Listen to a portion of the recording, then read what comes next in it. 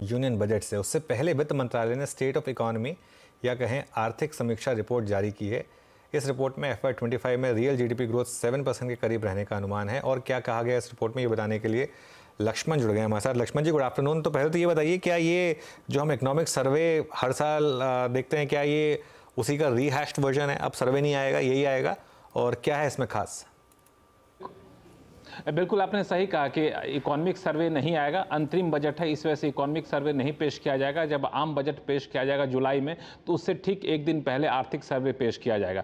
लेकिन चूंकि economic survey सरकार पेश नहीं कर पा रही तकनीकी तौर पर, तो ये समीक्षा रिपोर्ट सरकार ने पेश की है। और इसमें जो है ये दरअसल इकोनॉमिक सर्वे से कहीं ज़्यादा बड़ा दस्तावेज है, क्योंकि सरकार ने इसमें पूरी इकोनॉमी पे एक वाइट पेपर कह सकते हैं वो पेश किया है। और 10 साल पहले जो इकोनॉमी की हालात थी उसकी तस्वीर वहां पे रखी है, और 10 साल बाद यानी पिछले 10 साल में जो हालात बदले हैं उसकी तस्वीर पेश की है। या दूसरी भाषा में, राजनीतिक भाषा में, तो मोदी सरकार आने के बाद से किस तरीके से अर्थव्यवस्था की तस्वीर बदली है ये इसमें दिखाया गया है। उससे पहले क्या थी वो बताया गया है। इसमें 2-3 बातें काफ़ी महत्वपूर्ण है। पहली बात तो ये कही गई है कि चालू कारोबारी साल में 7% का ग्रोथ रेट या कहीं उससे ज़्यादा होने का अनुमान है। इतना ही नहीं, उससे अगले कारोबारी साल में 2025 में भी ये 7% के आसपास ग्रोथ रेट अनुमान होने का अनुमान है। अगर सब कुछ ठीक ठाक रहा तो लगातार तीसरे साल भी 7% से ज़्यादा ग्रोथ रेट हासिल हो जाए तो कोई आश्चर्य नहीं होगा।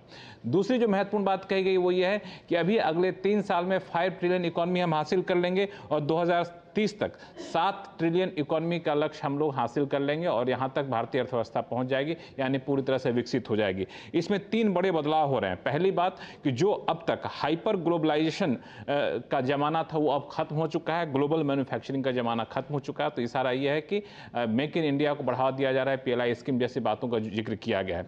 दूसरी चीज़ कि अब तक 10 साल पहले तक इंडियन इकोनॉमी में खास तौर से सिर्फ पब्लिक इन्वेस्टमेंट पर जोर दिया जाता था। अब पब्लिक इन्वेस्टमेंट नहीं, पब्लिक समेत प्राइवेट इन्वेस्टमेंट भी काफ़ी तेज़ी से बढ़ रहा है, इसको दर्शाया गया इस रिपोर्ट में। और तीसरा कि अब टेक्नोलॉजी जो है वो ग्रोथ का एक की ड्राइवर के तौर पर उभर कर सामने आए, इसका जिक्र किया गया। हाँ, चुनौती दी गई है। वैश्विक स्तर पर महंगाई एक बड़ी चुनौती है। दुनिया में अर्थव्यवस्था की रफ्तार थोड़ी धीमी पड़ी, ये चुनौती है। इसका असर ये दिख रहा है कि एक्सपोर्ट हमारा कम होगा, लेकिन FDI लगातार बढ़ने की संभावना है, FPI लगातार बढ़ने की संभावना है, इस रिपोर्ट में कहा गया है।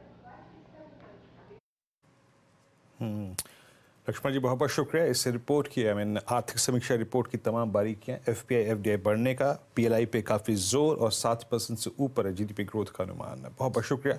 ये एक बड़े प्रारूप में अगर आप देखें इस रिपोर्ट को पेश किया गया है एवज में आर्थिक सर्वेक्षण के। बहुत बहुत शुक्रिया लक्ष्मण जी आपका। इस बीच